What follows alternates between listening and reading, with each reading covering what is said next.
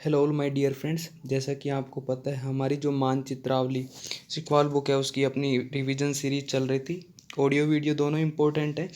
जो आज का हमारा टॉपिक है वो रहेगा कि जो राजस्थान प्रदेश के अंदर जो भी पशु संपदा है उससे संबंधित हमारा टॉपिक रहेगा, जिसमें बेसिक ओवरव्यू हम इसमें देखेंगे आज। उसके बाद में हम राजस्थान के जैसे गोवंश है, भैंस वंश है, भेड़ वंश है, बकरी वंश है, ऊँट व अश्व वंश है, इनके बारे में हम अगले नेक्स्ट वीडियो में देखेंगे। आज हम बेसिक ओवरव्यू देखेंगे, जो कि हमारा जो सिखवाल मानचित्रावली बुक का जो खंड स है राजस्थान प्रदेश की अर्थव्यवस्था, उसका जो 5वां टॉपिक है वो आज हम करने शुरुआत कर रहे हैं।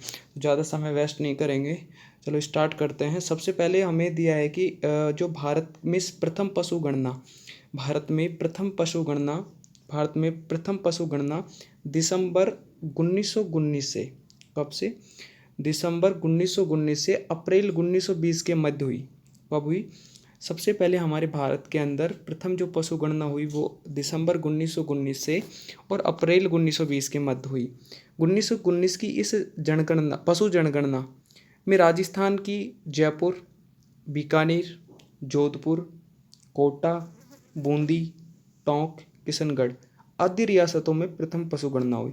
अब हमारे भारत में तो सबसे पहले हुई दिसंबर 1919 से अप्रैल 1920 के मध्य में, पर जो हमारे राजस्थान में हुई वो सर्वप्रथम 1919 की इस पशु गणना में जो हमारे राजस्थान के ज़िले जो सबसे प्रथम हुई, सबसे पहली बार हुई, वो थे हमारे जयपुर था, बीकानेर था और जोधपुर था। जयपुर, बीकानेर, जोधपुर, कोटा, बूंदी, टोंक और किशनगढ़, ये हमारे ज़िले थे सर्वप्रथम जिनमें पशु गणना हुई थी। ये 7 ज़िले थे हमारे। आगे देखते हैं क्या बोला। आगे बोला है कि स्वतंत्रता प्राप्ति के पश्चात सर्वप्रथम 1951 में पशु गणना हुई। सबसे पहले कब हुई? 1951 में, स्वतंत्रता प्राप्ति के पश्चात में। उससे पहले ही स्टार्टिंग तो इसकी हमारे भारत में 1919 से 1920 के मध्य हुई। आगे चलते हैं। उस समय राजस्थान में कुल पशु 255.16 लाख थे। कितने थे? 255.16 लाख थे। नवीनतम जो पशु गणना हुई वो ही हमारी 15 सितंबर से 15 अक्टूबर 2012 में की गई। कब की गई? नवीन जो पशु गणना की गई 15 सितंबर से और 15 अक्टूबर 2012 में की गई, जो 19वीं पशु गणना है, जो कि क्या है? 19वीं पशु गणना है। अभी ये जब हम वीडियो बना रहे हैं इस टाइम हमारी जो 20वीं पशु गणना है उसका भी डाटा आ चुका है, परंतु इस बुक के अंदर वो डाटा भी नहीं है। तो उसके लिए मैं आपको अलग से एक वीडियो बना दूंगा, जो कि हमारी 20वीं जो पशु गणना है वो 2000 कब से शुरू हुई है?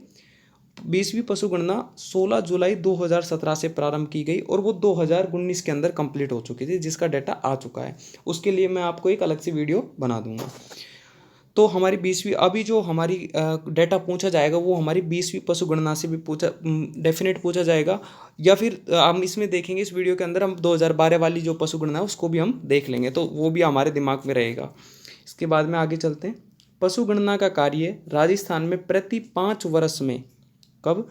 जो पशु गणना का जो कार्य है प्रति 5 वर्ष में राजस्व मंडल अजमेर करता है। इंपॉर्टेंट पॉइंट है कि हमारे राजस्थान में पशु जो गणना का जो डाटा है वो हर 5 साल में किया जाता है। हर 5 साल में किया जाता है, ये हमें याद रखना है, क्योंकि हमारी जो 19वीं पशु गणना हुई थी वो हुई थी हमारी 15 सितंबर से 15 अक्टूबर 2012 में हुई थी। और उसके बाद में जब हमारी जो 20वीं पशु गणना है वो हमारी 16 जुलाई 2017 से स्टार्ट हो चुकी है और उसका डाटा 2020 में आ चुका है। 2019 में उसकी कंप्लीट हो चुकी है। उसके बाद में बात करते हैं कि राजस्थान दूध पैदा करने वाली सरकारी एजेंसी का नाम सरस है। अब हमारे हर ज़िले में ये जो हमारा राजस्थान सरकार का ये एक उपक्रम है, ये हर जगह है, हर ज़िले के अंदर है, जो कि सरकारी एक एजेंसी है। सरस के नाम से एक प्रोडक्ट चलता है, दूध, घी, छाछ, इन सब का। ठीक है। उसके बाद आगे चलते हैं। प्राकृतिक संसाधनों, प्रकृति व उपलब्धता के आधार पर पशुधन करता है।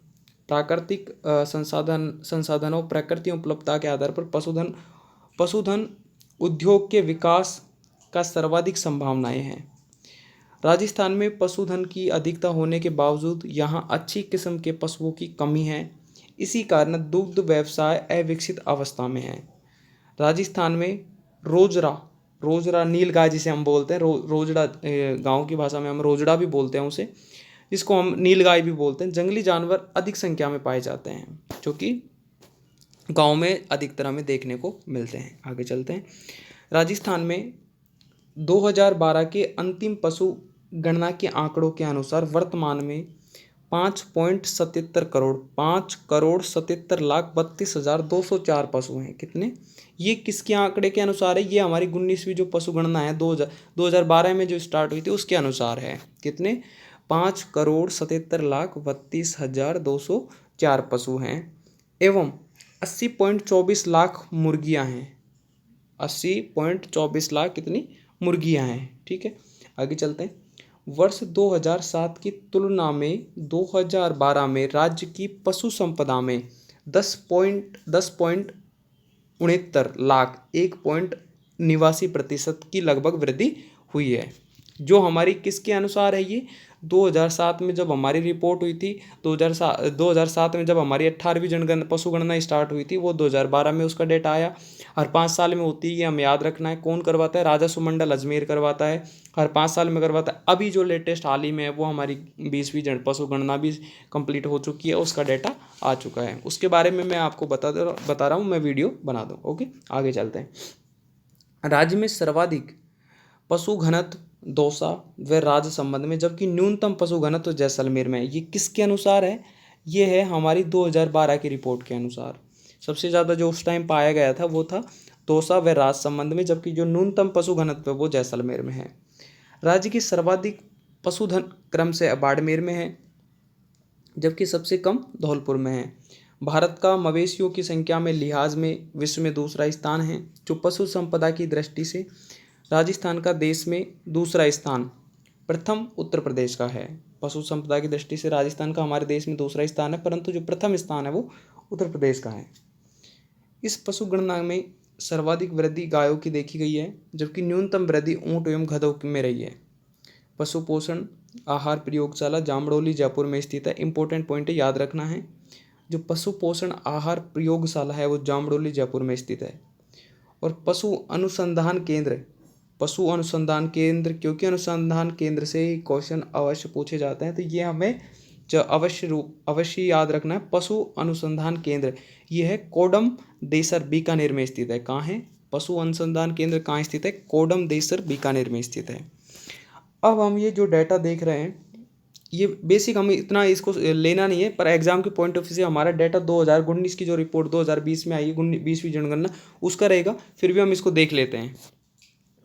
राजस्थान में पशु संपदा 2012 के अंतिम आंकड़ों के अनुसार ये जो जनसंख्या रही बकरी की रही, कुल संख्या जो लाखों में 216.65, गाय की रही 133.24, भैंस की रही 129.76, भेड़ की रही 90.79, मुर्गी की रही 80.24, ऊँट की रही 3.25, सुअर की रही 2.37, गधे की रही 0.81, घोड़े की रही 0.377। तो राज्य में प्रथम, देश में भी प्रथम। ठीक है, उसके बाद में गाय द्वितीय, राज्य में स्थान इनका द्वितीय। ये देश में इसका स्थान जो है गाय का 5वां। देश में प्रथम इसमें राजस्थान, राज्य में सर्वाधिक बाड़मेर जिले में, राज्य में न्यूनतम धौलपुर जिले में। ये भी हमें याद रखना है। उसके बाद में गाय का हमने देखा कि द्वितीय स्थान है राज्य में। उसके बाद देश में 5वां स्थान है संख्या के आधार पर, आंकड़ों के आधार पर। देश में प्रथम स्थान किसका है? मध्य प्रदेश का है गाय में। राज्य में सर्वाधिक गाय उदयपुर में, धौलपुर में सबसे कम है। भैंस की बात करते हैं तो तीसरा हमारा देश में इसका दूसरा स्थान है। भैंस मतलब हमारे दूसरे स्थान पर हैं। उसके बाद में उत्तर प्रदेश प्रथम है, जयपुर में सबसे ज़्यादा है सर्वाधिक, और जैसलमेर में सबसे न्यूनतम है। उसके बाद में हमारा चौथा जो है भेड़, इसका तीसरा स्थान है देश में राज्य में तीसरा स्थान है, और देश में प्रथम है वो आंध्र प्रदेश है। उसके बाद में राज्य में सर्वाधिक बाड़मेर है और न्यूनतम बांसवाड़ा है। उसके बाद में 5वां जब हम देखते हैं तो देश में राज्य में 18वां है स्थान, प्रथम आंध्र प्रदेश का है मुर्गी का। राज्य में सर्वाधिक जो मुर्गियाँ अजमेर में हैं और न्यूनतम है वो करौली में है। ऊँट छठा जो कि हमारे देश में प्रथम स्थान रखता है। प्रथम राजस्थान, जो कि सबसे ज़्यादा ऊँट जो हमारे राज्य में पाए जाते हैं जैसलमेर ज़िले में पाए जाते हैं, सबसे न्यूनतम प्रतापगढ़ में है। उसके बाद में सातवां जो है हमारा सुअर, इसका 17वां स्थान है देश में। राज्य के इस स्तर पे देखें तो असम का हमारा प्रथम स्थान है। उसके बाद में भरतपुर सर्वाधिक है, डूंगरपुर न्यूनतम है। 8वां गधे देखते हैं तो उस देश में पहला स्थान है राजस्थान का। बाड़मेर में सबसे ज़्यादा है, टोंक में सबसे कम है, टोंक में सबसे कम है। उसके बाद में 9वां देखते हैं, चौथा स्थान है घोड़े का। हमारे भारत के अंदर राज्य के हिसाब से देखें तो उत्तर प्रदेश प्रथम है इसमें। राज्य में सर्वाधिक बीकानेर है, बीकानेर जिला है। डूंगरपुर इसमें सबसे कम है, डूंगरपुर इसमें सबसे कम है। आगे चलते हैं। तो ये इम्पोर्टेंट है कि ये जो क्रांतियों से संबंधित हैं, ये प्रश्न हमें पूछे जाते हैं कहीं ना कहीं। तो इसको हम देखते हैं कि एक बार ऊपर देख लेते हैं, एक पॉइंट दिया हुआ है, राजस्थान की सबसे पुरानी डेयरी पद्मा डेयरी अजमेर के अंदर है। राजस्थान में जो हमारी सबसे पुरानी डेयरी है वो कहाँ है? अजमेर के अंदर स्थित है और उसका नाम क्या है? पद्मा डेयरी। तो राज्य की सबसे बड़ी गौशाला आनंद वन पथमेड़ा जालौर में है। कहाँ पर है? पथमेड़ा जालौर में है। राजस्थान सहकारी डेयरी संघ की स्थापना, राजस्थान जो सहकारी डेयरी संघ है उसकी स्थापना 1977 में की गई। तो राज्य में पशुधन के लिए निःशुल्क दवा योजना 2012 में प्रारंभ की गई। पशुधन के लिए जो निःशुल्क योजना है वो हमारे 2012 में प्रारंभ की गई। अब हम देखते हैं राजस्थान की कृषि से संबंधित क्रांतियाँ, इंपॉर्टेंट है, हमें याद रखना है। राजस्थान में जो कृषि से संबंधित क्रांतियाँ हैं वो है, सबसे पहले बात करते हैं हम हरित क्रांति की, जो संबंधित है गेहूँ और खाद्यान्न से। हरित क्रांति संबंधित है गेहूँ और खाद्यान्न से। पीली जो क्रांति है वो तिलहन और सरसों से संबंधित है। पीली जो क्रांति है, याद रखना है, पीली जैसे कि हमारे जो सरसों के फूल होते हैं वो पीले होते हैं, तो उससे संबंधित पीली क्रांति होती है। गेहूँ और इनका पौधा हरा होता है तो हमें हरित क्रांति याद रखनी। लाल क्रांति, क्योंकि टमाटर और मांस लाल लाता है, लाल क्रांति संबंधित याद रखना है। श्वेत क्रांति, दूध हमारा सफ़ेद होता है तो इसलिए हमें श्वेत क्रांति से याद रखनी है। काली और कृष्ण क्रांति पेट्रोलियम और कोयला से संबंधित है तो याद रखनी है, क्योंकि कोयला काला होता है, इस तरीके से हमें याद रखनी है। भूरी क्रांति खाद्यान्न प्रसंस्करण एवं उर्वरक से संबंधित है, याद रखना है। जो भूरी क्रांति है वो खाद्यान्न प्रसंस्करण एवं उर्वरक से संबंधित है। धूसर स्लेटी क्रांति सीमेंट से संबंधित है। घूसर या स्लेटी क्रांति सीमेंट से संबंधित है। रजत या सिल्वर क्रांति हमारी कुकुट या अंडेट से संबंधित है। सुनहरी क्रांति हमारी बागवानी से संबंधित है। नीली क्रांति हमारी मछली से संबंधित है। तो ये हमें इंपॉर्टेंट पॉइंट याद रखने क्रांति से संबंधित, क्योंकि यहाँ से हमें एग्जाम में क्वेश्चन मिल जाते हैं। उसके बाद में और कुछ इंपॉर्टेंट क्रांति है उनको भी देख लेते हैं। गुलाबी क्रांति है वो झींगा मछली से संबंधित है। जो गुलाबी क्रांति है वो झींगा मछली से संबंधित है। गोल क्रांति है वो आलू उत्पादन से संबंधित है। गोल आलू होता है, तो इस तरीके से हमें याद रखना है एक तरीके से, ताकि हमें याद रहे। इंद्रधनुषीय क्रांति सभी क्रांतियों पर निगरानी रखने हेतु है। बादामी क्रांति मसाला उत्पादन से संबंधित है। बादामी क्रांति मसाला उत्पादन से संबंधित है। अमृत क्रांति नदी जोड़ो परियोजनाओं से संबंधित है, नदी जोड़ो परियोजनाओं से संबंधित है। सनराइज सूर्योदय क्रांति इलेक्ट्रॉनिक उद्योगों के विकास हेतु संबंधित है। जो सनराइज या सूर्योदय क्रांति है वो इलेक्ट्रॉनिक उद्योगों के विकास हेतु संबंधित है। गंगा क्रांति है वो भ्रष्टाचार के खिलाफ सदाचार पैदा करने हेतु जोहड़े वाले बाबा या Waterman of India Rajendra Singh से संबंधित है।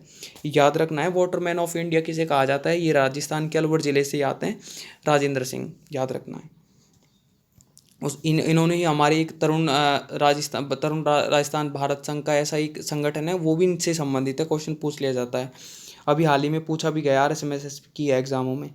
उसके बाद में ग्रीन गोल्ड क्रांति चाय उत्पादन से संबंधित है। ग्रीन गोल्ड क्रांति चाय उत्पादन से संबंधित है।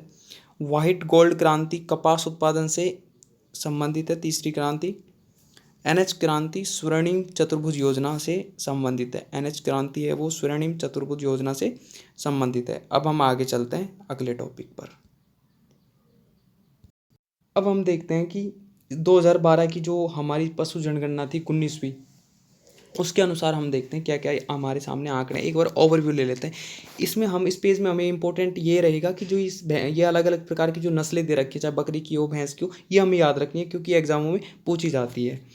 तो उसके बाद हम देखते हैं कि जो सर्वाधिक और न्यूनतम कुल पशुधन वाले जो 5 जिले हैं उनके बारे में देखते हैं। सर्वाधिक 5 और न्यूनतम 5, 2012 की रिपोर्ट के अनुसार। तो जो सर्वाधिक है कि बाड़मेर के अंदर सर्वाधिक पशुधन पाया गया। किसके अंदर? बाड़मेर के अंदर। जिसकी जो हमें जो संख्या मिली वो थी हमारी 53,66,732। कितनी? 53,66,732। जोधपुर के अंदर 35,90,264। जैसलमेर के अंदर 31,95,213। नागौर के अंदर 31,50,011। जयपुर के अंदर 28,03,997। ठीक है। उसके बाद में जब हम देखते हैं धौलपुर के अंदर, तो धौलपुर के अंदर 5,29,201 न्यूनतम में। कोटा 6,44,466। प्रतापगढ़ के अंदर 7,65,557। सवाई माधोपुर के अंदर 8,03,502। बारह के अंदर 8,08,06 समथिंग करके है। अब देखते हैं जो टोटल पशुधन है राजस्थान में, जो कुल पशुधन है वो है हमारा 5,77,32,204। ठीक है। उसके बाद अब हम देखते हैं सर्वाधिक न्यूनतम पशु घनत्व वाले 5 जिले। अब जो सर्वाधिक जो और न्यूनतम घनत्व है जो पशु का, उसके अनुसार 5 जिले हम देखते हैं 2012 की रिपोर्ट के अनुसार। दौसा और राजसमंद इसमें है 292, सर्वाधिक में है दौसा और राजसमंद। डूंगरपुर भी सर्वाधिक में है, 289 है इसका पशु घनत्व।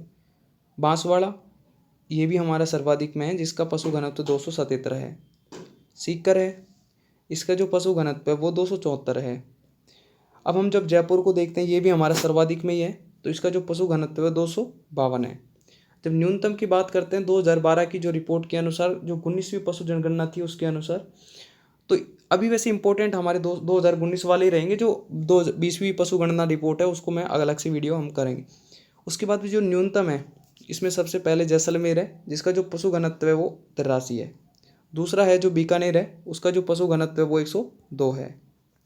जब हम बात करते हैं तीसरे नंबर पे चूरू है, तो इसका पशु घनत्व 110 है। नंबर 4 पे 12 है, इसका पशु घनत्व 115 है। नंबर 5 पे चित्तौड़गढ़ है, इसका पशु घनत्व 127 है। राजस्थान में कुल पशु घनत्व 169 है, ये हमें याद रखना है। आगे चलते हैं। अब हम देखते हैं कि गाय की प्रमुख नस्लों को याद करने की जो इन्होंने सिखवाल ने ट्रिक दी है। ट्रिक से आप, मुझे नहीं लगता कि ट्रिक याद रह पाएगी, तो आप अपन को बार बार इनको रिवीजन करते रहना है ताकि हमें याद रहे। तो गाय की जो प्रमुख नस्लें हैं वो हैं मेवाती, सांचौरी, गिर, हरियाणवी, राठी, नागौरी। कुछ तो इनमें जिलों के नाम पे हैं, तो ये हमें ऐसे याद रखनी है। कांकरेज, मालवी और थार पारकर। तो हमें इस तरीके से याद रखने हैं कि कुछ तो क्या है कि जिलों के नाम पर हैं, तो इस तरीके से मेवाती, सांचौरी, गिर, हरियाणवी, राठी, नागौरी, कांकरेज, मालवी, थार पारकर। अब हम देखते हैं कि सर्वाधिक और न्यूनतम कुल गाय वाले 5 जिले 2012 की रिपोर्ट के अनुसार। तो अब हम सर्वाधिक में देखेंगे तो सबसे पहले उदयपुर का नाम आता है। उदयपुर का जो सर्वाधिक है वो संख्या है इसमें 2012 की रिपोर्ट के अनुसार 9,72,182। उसके बाद में नंबर 2 पे आता है बीकानेर, तो जिसकी जो है संख्या है वो है 9,06,075। उसके बाद में नंबर 3 पे आता है जोधपुर, जिसकी संख्या 8,48,343।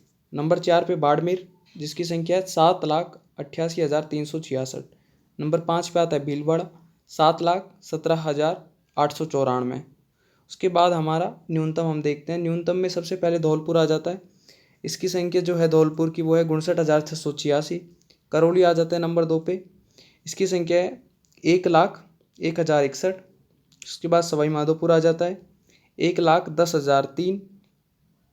उसके बाद दौसा आ जाता है 1,38,021। उसके बाद में सिरोही आ जाता है 1,94,575। ये 2012 की रिपोर्ट के अनुसार, इतना इंपॉर्टेंट है नहीं, इनको याद रखने की कोई वैसे ज़रूरत नहीं है। राजस्थान में कुल गोवंश है वो है हमारा, कुल जो गोवंश है वो है हमारा 13,32,000, सॉरी 1,00,000, ये है हमारा टोटल, तो ये है हमारे टोटल 1,33,24,462। उसके बाद जब हम देखते हैं, अब हम देखेंगे कि जो भैंस की प्रमुख नस्लें हैं उनको याद करने की ट्रिक। तो मैं आपको बता रहा था ट्रिक हमें याद रहेगी भी नहीं, बार बार पढ़ के हमें ये रिवाइज करके ही हमें याद रह सकती है। तो अब हम देखते हैं इसकी नस्लें, भैंस की नस्लें। तो सबसे पहले जो है वो है पंडरपुरी। क्या है? पंडरपुरी, राबी, मुर्रा। मुर्रा तो याद रही जाएगी, राबी क्योंकि मारती है भैंसे, तो मुर्रा। नागपुरी, बदावरी, जाफराबादी, सुरती, रथ, महसाना। कौन कौन सी है? पंडरपुरी, राबी, मुर्रा, नागपुरी, बदावरी, जाफराबादी, सुरती, रथ, महसाना। तो ये हमें बार बार रिवीजन, इस बार बार आप स्पीड में दो करके देख लेना वीडियो को, तो आपको याद रह जाएगी, मुझे ऐसी आशा है। उसके बाद में देखते हैं सर्वाधिक न्यूनतम कुल भैंसे जो हैं 5 जिलों में, उनके बारे में 2012 की रिपोर्ट के अनुसार। इतना इंपॉर्टेंट है नहीं, इसके लिए संख्या करने की कोई ज़रूरत नहीं है, नाम याद रख लेना है सिर्फ। सर्वाधिक जो रही थी वो रही थी जयपुर में, अलवर में, फिर भरतपुर में, फिर नागौर में। उसके बाद में न्यूनतम जो रही वो जैसलमेर में, प्रतापगढ़ में, सिरोही में और बीकानेर में। उसके बाद में आगे चलते, क्योंकि इनका नंबर इतना इंपॉर्टेंट है नहीं, 2000 जो 19-20वीं जनगणना की रिपोर्ट है उसको हम देखेंगे, ठीक है। 5वां जो था सर्वाधिक में वो सीकर था भैंस में, और न्यूनतम जो था वो बाड़मेर था। उसके बाद अब हम चलते हैं बकरी की जो प्रमुख नस्लें हैं। ये इंपॉर्टेंट है, नस्लें हमें याद रखनी है क्योंकि यहाँ से क्वेश्चन पूछे जाते हैं। तो बकरी में है सबसे पहले अलवरी, अलवरी। तो बकरी की जो प्रमुख नस्लें हैं वो हमें याद रखनी है, अलवरी, जमुनापरी, बर्बरी, सिरोही, मारवाड़ी, शेखावटी, लोही और बत्सरी। उसके बाद में वही ओवरव्यू, जैसा कि मैं आपको बता चुका हूँ, इतना इंपॉर्टेंट नहीं है 2012 की रिपोर्ट, 2020 जो 2019 की है 20वीं जनगणना की रिपोर्ट, वही इंपॉर्टेंट रहेगी। फिर भी ओवरव्यू देख लेते हैं।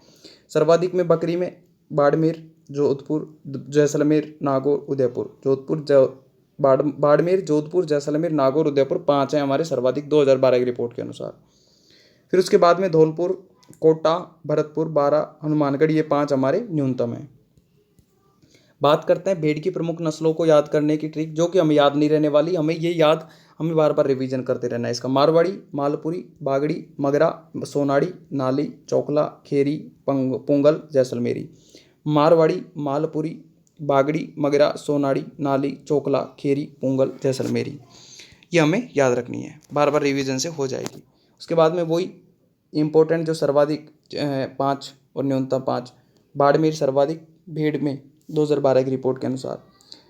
बाड़मेर, जैसलमेर, पाली, जोधपुर, बीकानेर। बाड़मेर, जैसलमेर, पाली, जोधपुर, बीकानेर। न्यूनतम में बांसवाड़ा, बारा, झालावाड़, धौलपुर, कोटा। बांसवाड़ा, बारा, झालावाड़, धौलपुर, कोटा। उसके बाद में ऊँट की प्रमुख नस्लों को याद करने की जो ट्रिक है वो हमें याद नहीं रखनी, क्योंकि नहीं रहेगी याद, तो हमें याद सीधा रखना है। गोमठ, नाचना, बीकानेरी, जैसलमेरी। गोमठ, नाचना, बीकानेरी, जैसलमेरी। उसके बाद में वही 5 सर्वाधिक और 5 न्यूनतम।